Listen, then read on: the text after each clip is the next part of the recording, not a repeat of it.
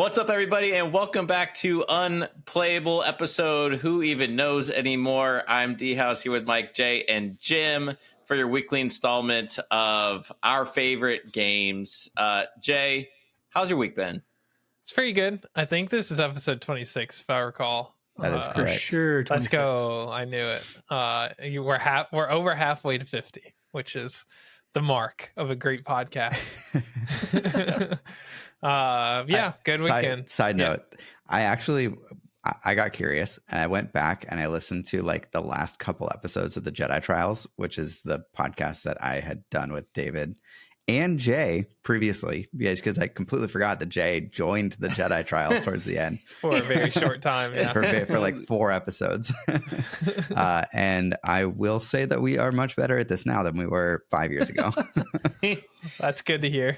Oh, that's a throwback. That's good. Jim, what about you, man? How you doing? Sorry, I Great. totally cut off like Jay's how No, was it's all good. your weekend? So Yeah, my daughter turned 3, so I had a birthday party and tons of family and all that kind of nonsense. So it was a very busy weekend. Nice. I was thinking if we actually were consistent and did, one episode every week, 26 would be 6 months exactly. So half a year. So Have we been doing this for 6 months? Longer A than little that, more. right? just A over. little bit more, right? Then we start in March. Just over. something Which like is that. also we can acknowledge if we're talking about milestones. As of right now, we're how many subs away from 4,000 on YouTube? This many. 4. 4. So hopefully by the time this posts, we're at 4,000. But That would be very cool. I don't think any of us anticipated that kind of response to our YouTube trash. But I did hop onto Late Night Gaming's live stream the other day, and they were just waxing eloquent about Mike's editing skills and how all that. I was like, I just sat there like, I have nothing to do with that. I just show up when they tell me to. That's all Mike.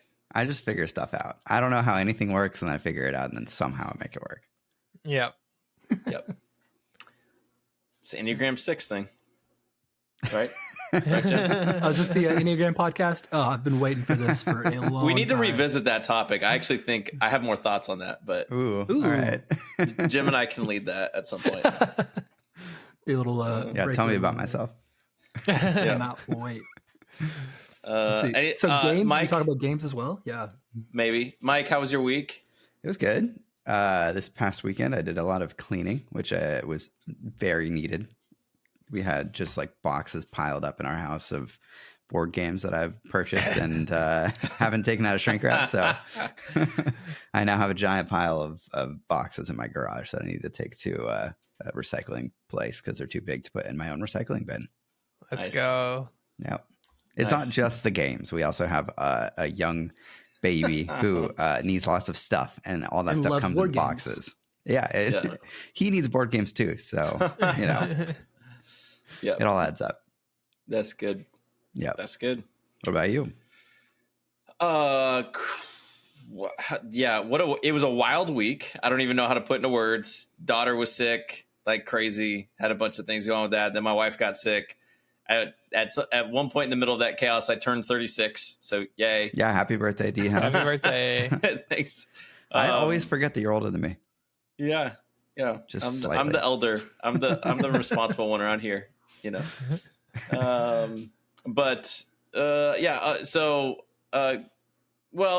was like, we can just talk about our weekend games. I guess I'll just kind of lead in.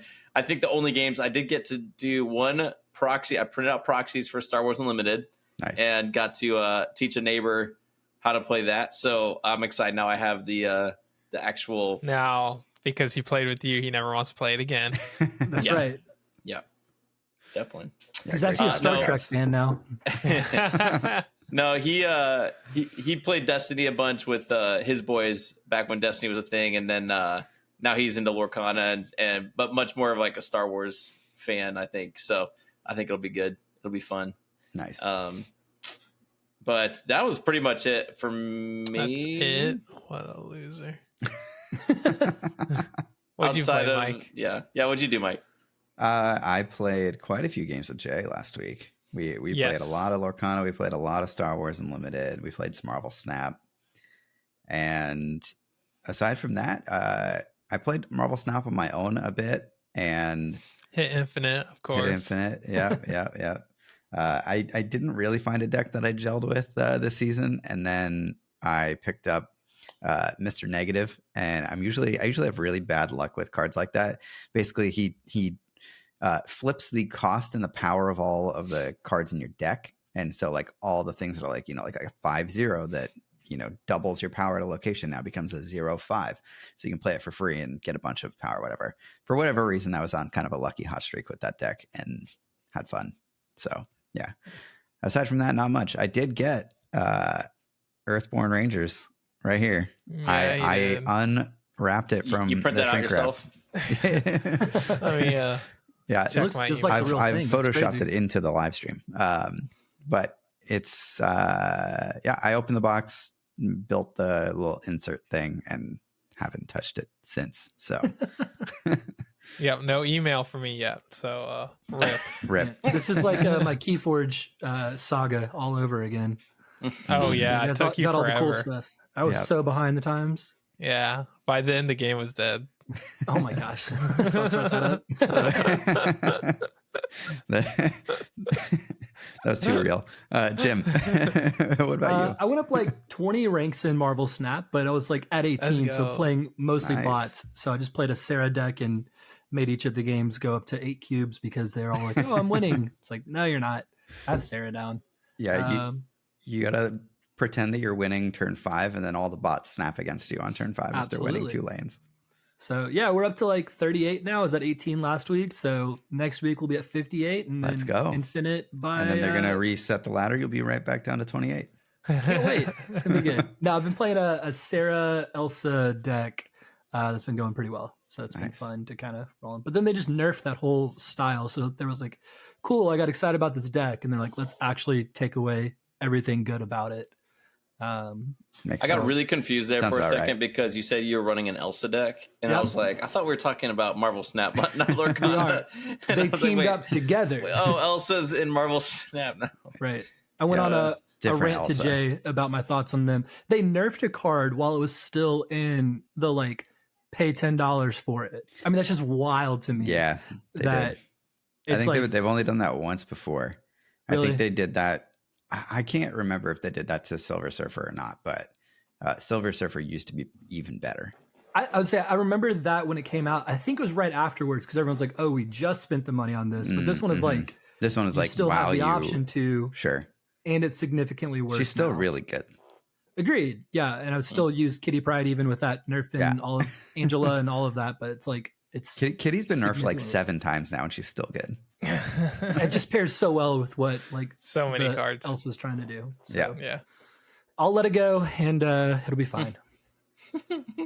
Jay, it's good. Jay, yeah, I hit Vibranium finally for Marvel Snap this week. I don't play a lot, so it takes me a while to like get ranked up, but I have a decent win rate, so like, or at least I manage my cubes well, so that I can actually get up just playing a few games a day. But yeah, that's been really fun. Still on that Marvel Snap train. Played some more One Piece this week with my brother. He loves that game, so it's the one game that I can get him to play, and that's what we do. So we played some One Piece. It's not that bad of a game. It's actually decent. I enjoy playing it. If I didn't like playing it, I probably would be like, nah, you can keep that. But it's not bad. I don't know anything about the lore of the show, so that definitely like takes it down for me. But maybe I'm considering like watching the live action, maybe getting into it and seeing what it's all about. But I'm terrified to start watching it because there's 1,000 episodes. Yeah, because there's 1,000 episodes, and if I end up liking it, I do not want to be sucked into something where I have to watch 1,000 episodes of it. Yeah, exactly. That's why I'm just gonna do the live action, and then if they make more seasons, I'll catch up watching that as it comes out. Other than that, I played a few board games, Point Salad, and Classic. The Bloody End.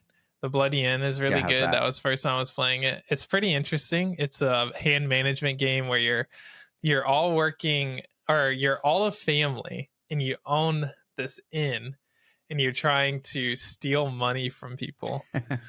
And from each other or from the patrons? From the patrons. So you guys are open to this inn together, and you're all co-op accomplices trying. It's not really co-op though, because it's whoever you're makes trying to steal the most money. Got it. Yeah. So like you can like go in there and like murder the people that are staying at your inn and steal their money out of their pockets. But if there's police that show up at your inn, you have to have somewhere that you can bury them. Oh man, this game sounds so perfect for David. It's super macabre, but the way that they present it, that it's more goofy than it is like actual real. So it's like it's not as bad, but yeah, it's interesting. It's a cool game. I'll play it again. Nice. It's definitely a Halloween game. I'm gonna send it to David for his birthday. Perfect. Thanks. No. Yeah, this morning Mike texts us like, "Hey, we're filming this the day before Halloween. Maybe we should all like do the podcast in costume." The day before Halloween. Yeah. And so Mike suggests we all wear costumes, and I still wanted to. Like, Mike, in what universe do you think I just have costumes laying around? Like, we film a spoiler video. He's like, dress up like Star Wars. I'm like, what? How do I? You did great. You did great. You looked very Star Wars. Well, but Jim really pulled it off. Yeah, he did well. Yeah, Jim was the most Star Wars for sure. He was in camouflage. He was in camouflage because it was blending in with the wall he was standing next to. It wasn't my proudest moment. I was like a theater kid in high school too. Like, I know better. That's on me. Yeah, he had his backwards hat and his dance blue former work shirt. Yeah, absolutely. Volunteer position, but it's fine. Very, very high effort. Hilarious. And then you got Stormtrooper costume, which is great. See, I knew you had a costume. Same level of commitment is what I'm hearing. Yeah, I'm just thankful I have kids, because my kid had a lightsaber and I was like, oh, that's great. Well, I figured you might have costumes because you go trick or treating with your kids, but maybe you're the kind of person who lets them wear costumes and then you don't wear a costume. No, I wear costume, and then because I borrow it from someone who has it, and then I give it back. Okay, that's fair. Because I am too cheap to buy that kind of stuff. I understand. My Halloween costume this year was very high effort because I had face tattoos. It looked good. I was not going to do that just for the podcast. Yeah, for sure. Were you the guy that bought the One Ring? Yeah, I was. Indeed. For a night. Yeah. All right. We last podcast we tried to end on community questions because we asked in Discord for questions and we ran out of time because we of course talked way too long, and so there's a bunch we didn't get to, so we're gonna kick it off this week with community questions from our Discord, which is a nice little plug to join our Discord. We've got lots and lots of people in there talking about different games and even not games. I feel like we get into talk about our favorite pizza styles sometimes. That's fun. It's just too. A good place to be. It's a good place. Honestly, I've been trying to cut back on like majority of like my just time on my phone in general. But Discord is the one thing where like I don't feel guilty opening Discord or like this is killing me. It's like, oh, these are just good conversations and but better than TikTok or something. Yeah. An hour later, you're like, okay. First question that we're gonna dive into is from Wero the Great. Which characters do you not want in Lorcana? And don't give an easy answer like Marvel or whatever. That's a from actual question. Disney movies. So Do give me a character. Do I know enough to answer that? As a kid, you're like, I really just don't enjoy this. Hunchback of Notre Dame. Ooh, okay. They can keep that out. That's a good answer. Because Claude Frollo is one of the best Disney villains. I will fight you on that one. I mean, he is pure evil. Sure. In Gargoyles deck, you don't want that?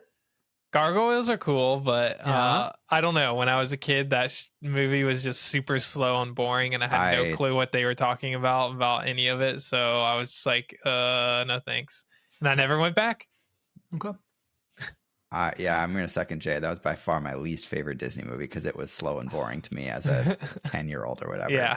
Nice. Younger. I mean, that. Well, you were out. younger. Yeah, true. Yeah. Yeah, they can keep right. that. Jim, you have one? Yeah, if they were to do like a weird one, like all of Ariel's sisters or something like that, like that would be strange. Just like such a random deep cut of just like, why are we putting this in here? Yeah, that's the first one that came to my mind. Respect. Hang on. Is there some like super racist old Disney cartoon? Because the real answer has got to be that, right? Honestly, True. Well, okay.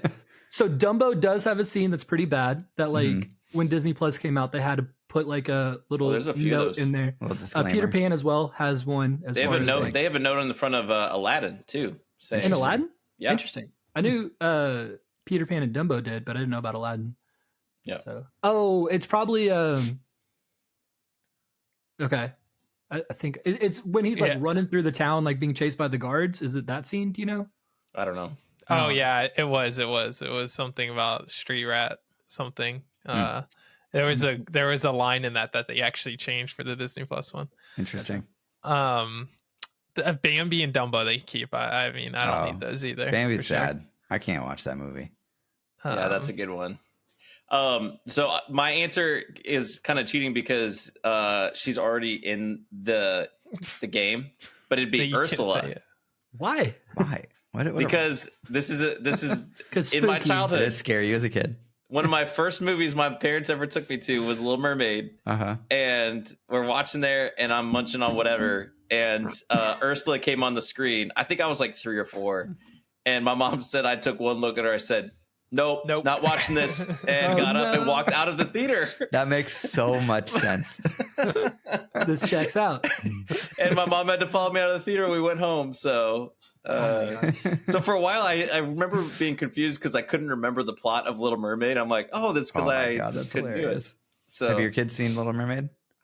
My daughter talks about Ariel, but the marketing machine is so strong. She could know Ariel from every number of things.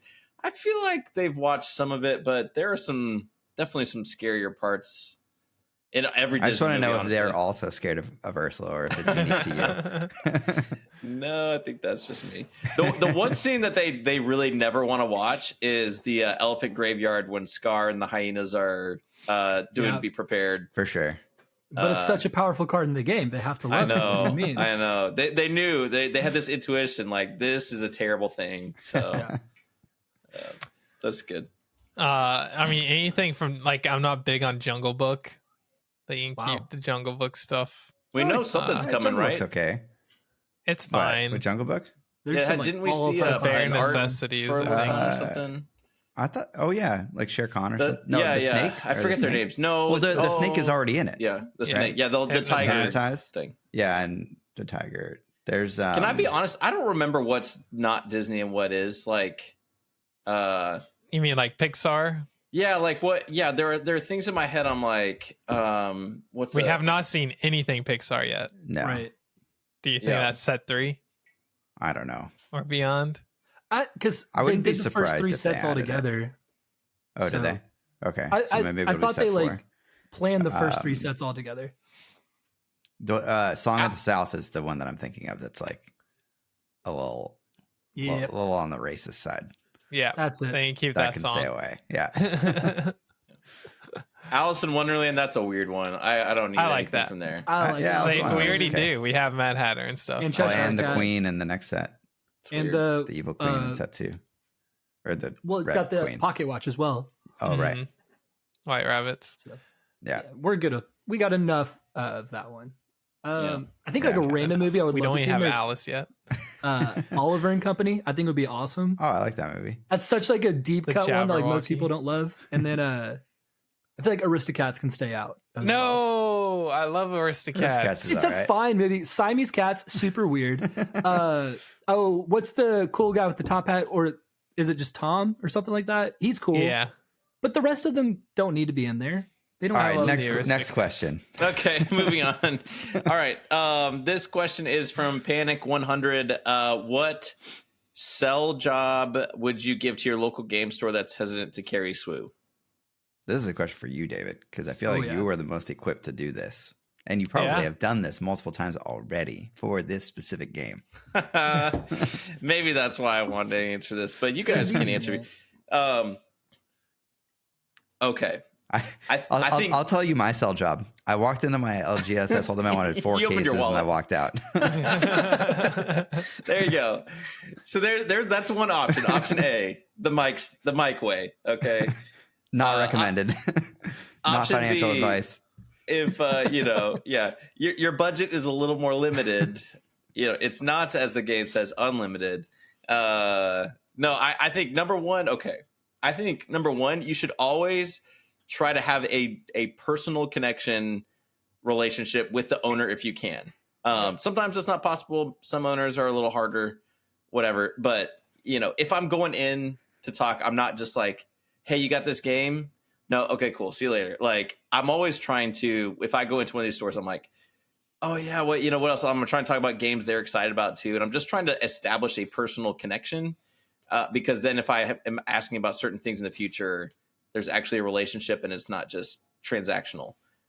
So that's number one. Number two, if you can, you need to rally up other people to join in the effort. So even if it's a friend, just one friend, just someone else who's not just you calling them. I also, in general, I mean, if you have to send messages like digitally, I think that's fine. If you can go in person, that's just better, I think, because you can catch sometimes multiple employees that way. And if they're in the middle of like taking care of a customer and they answer the phone and you're asking about some game, I don't think that's great. So I think have multiple people calling, connecting, establish a personal relationship with the guy. And if you can, like, send them like the FFG live streams or like articles, because again, a lot of these store owners, they have to keep track of so many different games and systems and OP strategies, and it's I would be overwhelmed if I had to keep track of that many on my own.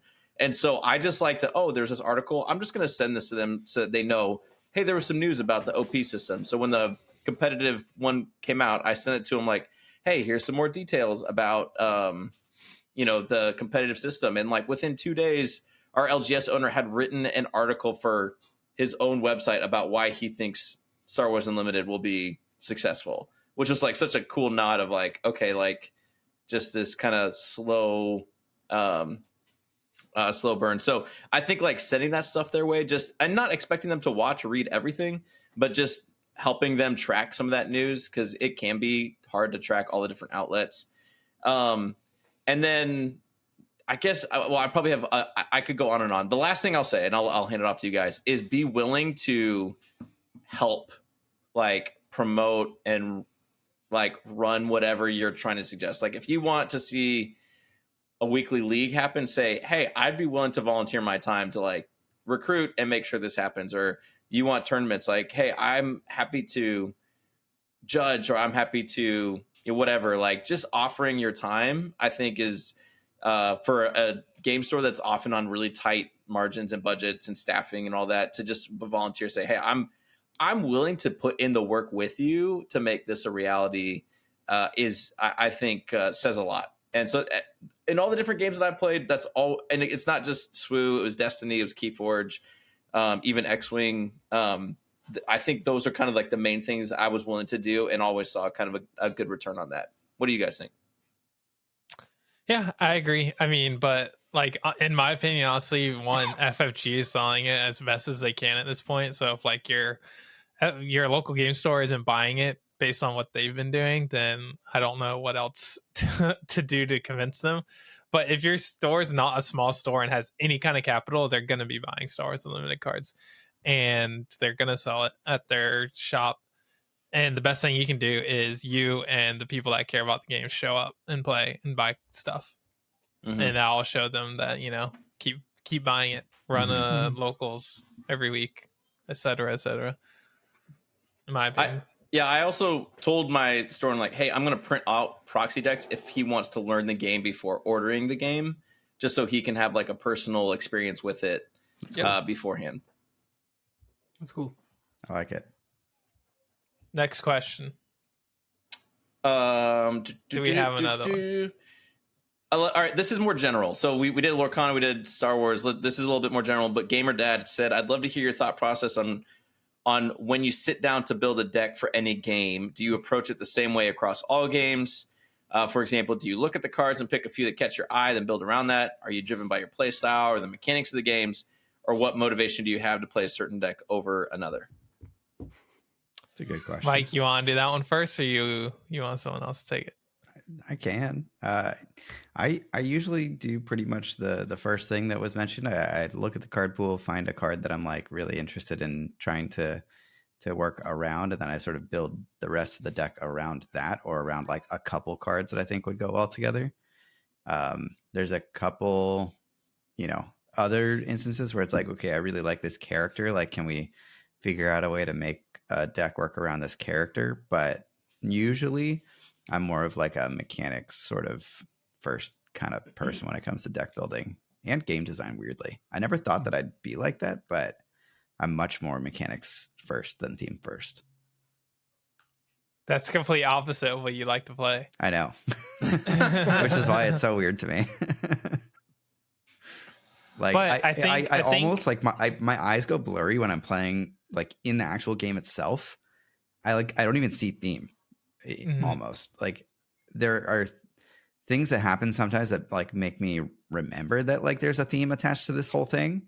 Obviously art is a big one that helps there, but I don't know, like when I'm actually in it, I'm thinking more about like the mechanics and how things feel more than like, oh, is this thematic or is it whatever? So I think that makes sense though, to be honest, because you want your game to be fun first. Yeah, right. Like if your mechanics aren't fun, then it doesn't matter what theme you have on it. It sucks. So I mean, it makes sense to be mechanic first, I think. How about you guys? Jim? I have a whole system. I'll use Lorcana as like a good example. So I think when a set first comes out, I like to like give myself a lot of like deck building challenges. So like with Lorcana, where there's like 6 colors to choose from, I'll try to make a deck of each of the color combinations just to try to get a feel for like, okay, what are the general ideas that are trying to happen here? Not trying to super perfect any of them, just like, does it flow well? Does it make sense? Like I think the first deck I built after all of like the first set of Lorcana came out was, I call it like the Save the Princess deck. So it's like a lot of bodyguards and then a lot of princesses, Amber Steel combined together. It's not a perfect deck by any means, but just to kind of get a feel for like, okay, how does this work? And I think the reason that helps me is like, once like a metagame is established, I think a lot of people default to like, okay, what just won the last tournament? Let me just play that deck. But they really don't have a clue for why certain cards were picked for certain reasons. They're just like, oh, I just know this deck won, so that's what I'm going to select. But I think if you take the initial steps of like having fun with deck building and just kind of throwing some things together, it helps you see more of the like whys for like, okay, this little tech card in here that doesn't really make sense to you. If you've gone through a little bit of the motions of seeing what all the options are on the table, you can be like, okay, this is to counter this idea. That's why they included it. And the reason like that deck won is because that person's gone through those steps. And if you just try to pick it up, you'll never figure that out or understand all its nuances. But I'm definitely like, let me see all my options and then like make it smaller rather than starting with like a central point and then building off of it. That's so interesting. I will eliminate cards rather than adding to it. Yeah. That's so funny. I want to hear you guys describe my deck building strategies. I'm very curious. Does it go against the grain? And is it a little offensive? Like, is it on the offensive, not defensive? Yes.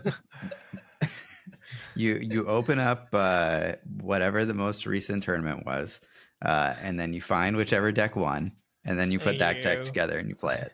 Yeah. That's a good way to top 8 a tournament. That's what I was gonna say. All right.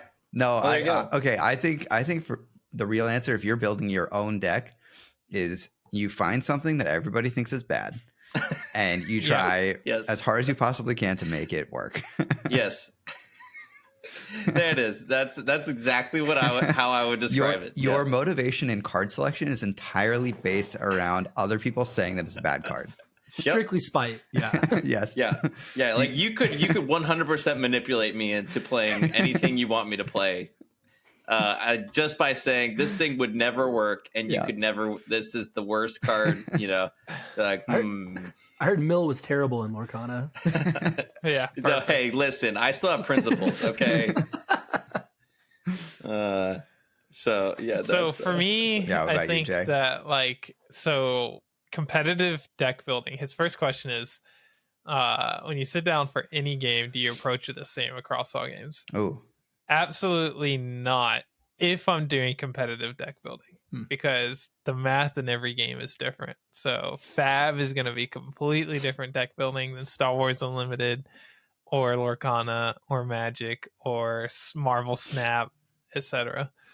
But if I'm not doing competitive deck building, it's like the first time I've ever played the game, or I haven't played it that much, I definitely pick, for example, on Flesh and Blood or Star Wars Unlimited, I pick a leader that I like, and then I build the entire deck around that leader's ability and just grab the cards available for that leader that synergize with that leader's ability. Makes sense. For Lorcana, I just pick 2 colors, and then I pick a few cards that are like powerful and seem fun to play, and then build it around those. So like Dr. Facilier, I'll just build a bunch of characters that have rush and pocket watches so that you can try to get as much value out of like a rush character and popping it back to your hand or something like that.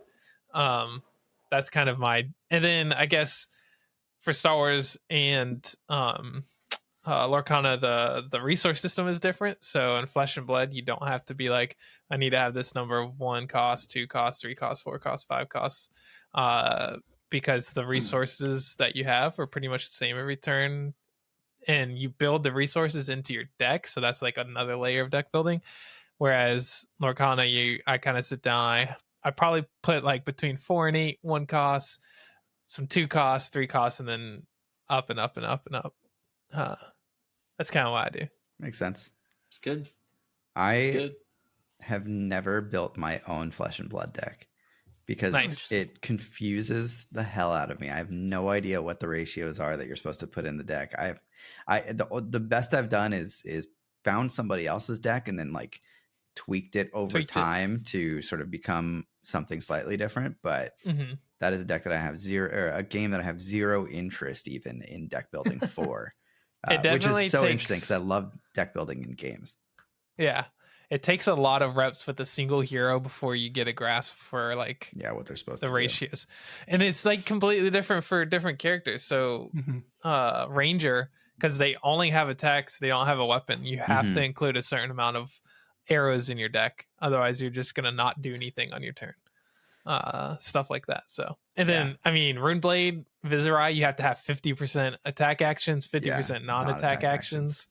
It's crazy. It's kind of crazy. It's a lot. It's good.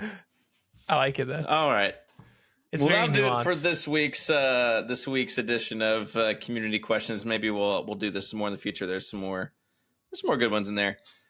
Moving on. So this is okay. I'm just gonna do a little peek behind the curtain. Okay.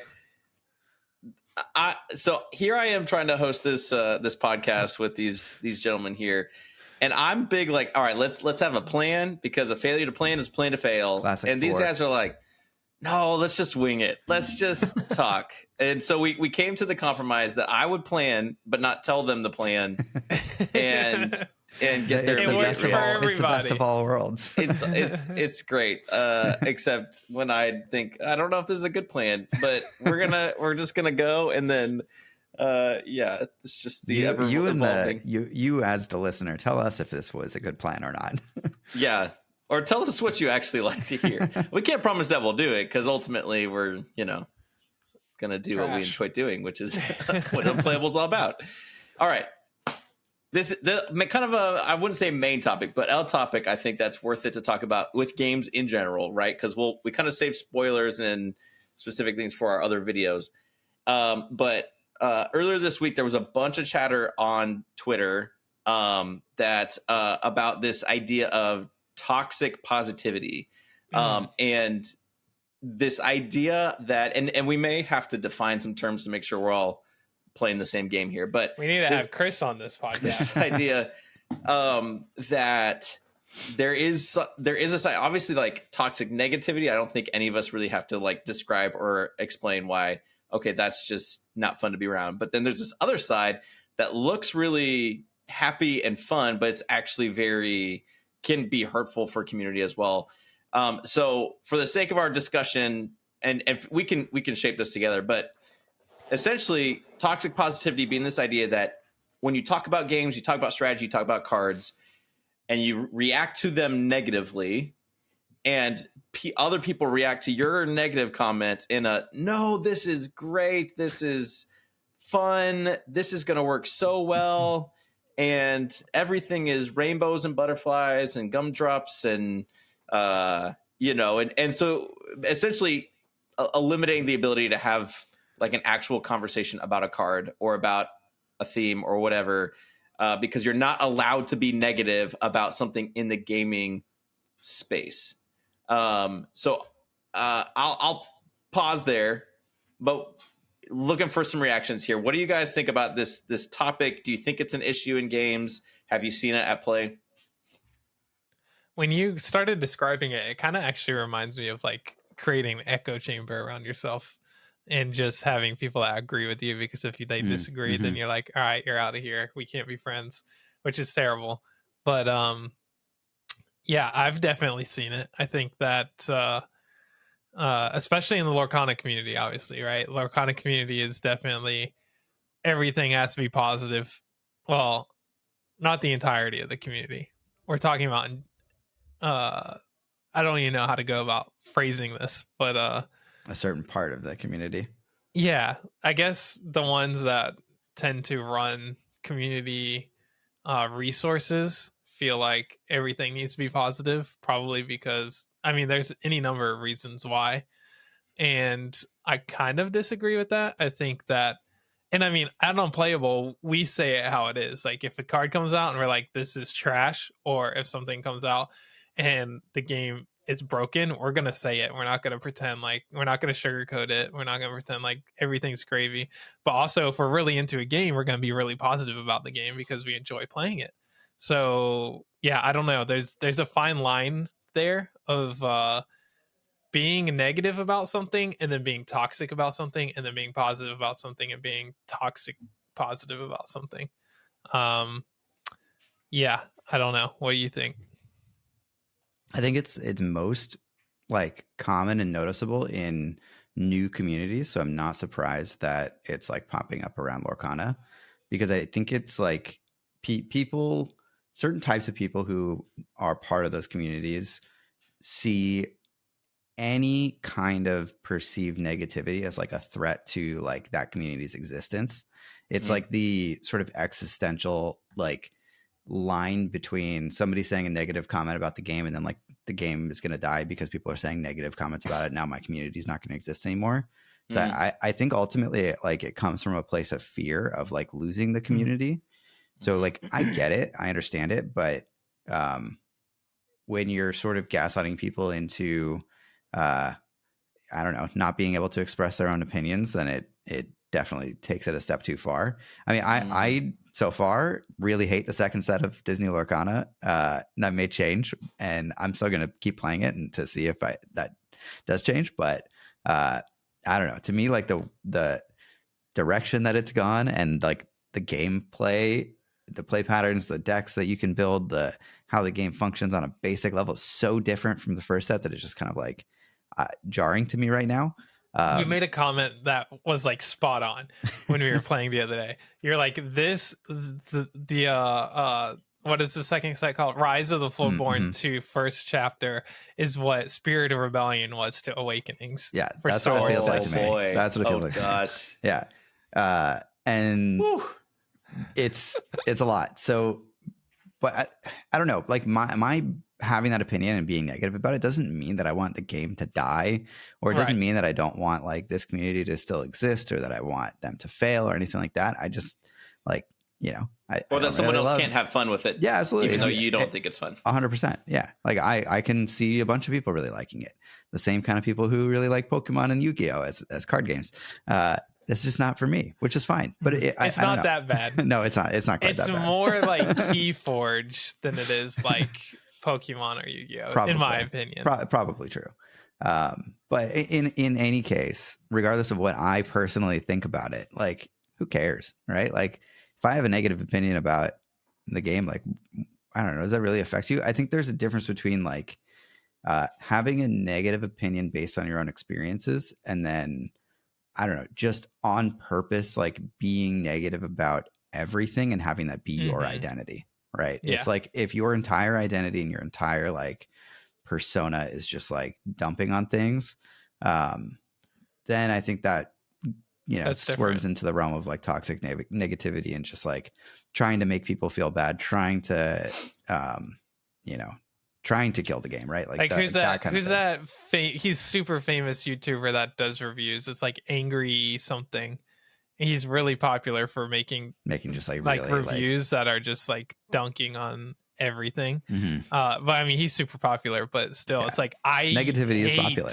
I hate that kind of content. Mhm. I go away from it. Like, I block it basically because it's just so far from what I want in my life. It's just I'm not saying I don't want negative things, but toxic negativity is just like not enjoyable to me. Like, why even bother with any of this stuff if you're gonna hate it? Like, why go watch why the waste new your time? Spider-Man? Yeah, exactly. If all it's gonna do is make you mad, right? Like, don't. Yeah, like why? Like, if you really don't like the X game, it's like, why are you playing it then? Yeah, exactly. Right? Like, yeah, I think, comes from that sort of place of fear. And I also think, like, you know, people generally see and pay attention to and remember negative things more than positive things, just like psychologically. So maybe there's more of a sort of, I guess in certain people's minds, more of a reason to just be sunshine and rainbows about everything all the time, to sort of drown the other side out. But I don't think it's very helpful in the end. Yep.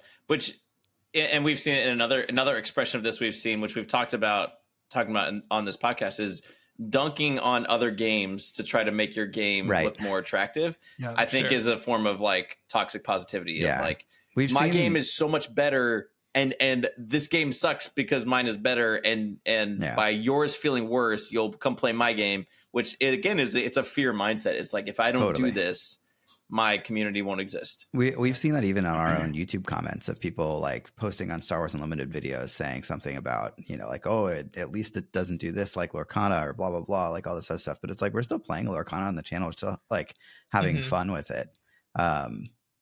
So yeah, you see that a lot. And yeah, not a fan. So some of the stuff happening with toxic positivity right now is that people are being banned or removed or timed out or whatever for saying negative things about the game.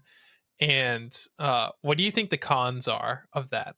Like, outside of whether who's right, who's wrong, what do you think what bad comes from a community where they shun anyone that says anything like remotely negative about the game?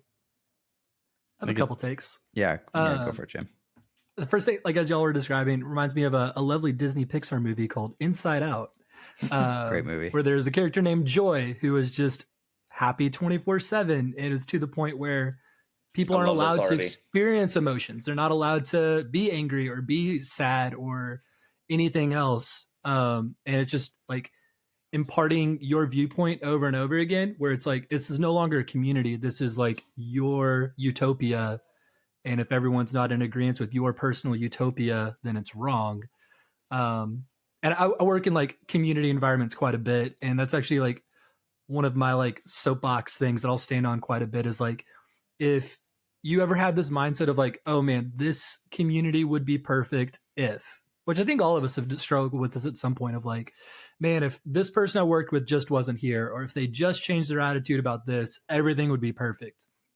And I think once we get in that mindset and truly believe that to be true, like, we're actually the problem with the community, not them, because it's no longer about the community. It's about what's serving yourself. And so it's like, if you're needing the entire community to think exactly like you, agree with you, I mean, in that case, just go on Facebook and just be friends with people who do that and operate in that realm.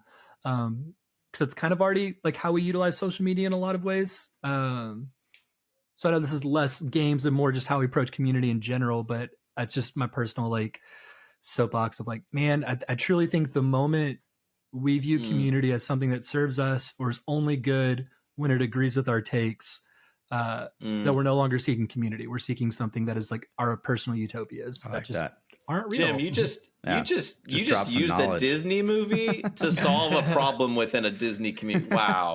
Yeah, I mean, that hit deep, man. That's because you're right. Joy takes over and tries to like keep sadness away at all costs, and it causes all kind of havoc in the life of the main character. And it's like yeah, joy is more properly experienced when you've also experienced sadness. Like the highs will be better because you've experienced the lows, and so you actually have a real idea of. So in our context, in our silly context of gaming, you know, if you think, oh, this card is trash, unplayable, it makes you more excited when the really good thing comes out, and you're like, this is the thing, right? Yep. Versus trying to tell everyone like everything is good and happy and. Yeah. And there needs to be that balance. I'm not like, in this case, we're not dunking on Joy, but the movie itself is kind of from that perspective, and it flows well with the toxic positivity or however we want to describe it. But I think that goes for anything. If it's somebody who's wanting to be angry at every single game, it's the same thing of if everyone's not angry along with me, well, they're just wrong. That's also a problem in its own sense. So I definitely want that to be heard, that it's across the board. If you're trying to just push your own agenda there, you're the problem. Right, because then if they're just always sad or angry and they're playing this game, at some point you're like, why do you do this to yourself? This feels like you're just torturing yourself and everybody else. And there's enough seriousness in life which I think that's a lot of my reaction. Like, a lot of us come to gaming to escape a lot of the like more serious stuff that we all have to deal with on a family level, work level, whatever. And so we don't want any negativity in this space, because this is our we come here to get away from that for a couple moments, but it's easy to take it too far. So there's like two things that I'm thinking about in my head right now that are like, I don't know if they're at odds with each other, but I want to get your guys' take. So on the one hand, it's like, just let people enjoy things, right? Like you don't have to be negative or like dislike something to the point where you like can't also let other people enjoy those things. But then also you should be able to express your own opinion, even if it's negative. So like you kind of have these two things on either side, where it's like, if you have something negative to say, like you should be able to say it, but not to the detriment of somebody else's enjoyment of that thing. And that, I guess, is partially on them as well, to sort of just like ignore you and enjoy it anyway. I think it's the framing of the way you say it too. So like saying something bad about the game, or saying something bad about the game and making fun of someone because they enjoy it. Sure. Like it's two different things. So one of the cons, in my opinion, about the toxic positivity culture is that if no one can say anything about the game, then the bad parts of the game will never be changed from the developer's standpoint, because they're going to think, oh, everybody loves the game, everything's great, everything's gravy, there's nothing wrong with it, everything's balanced, yada yada yada.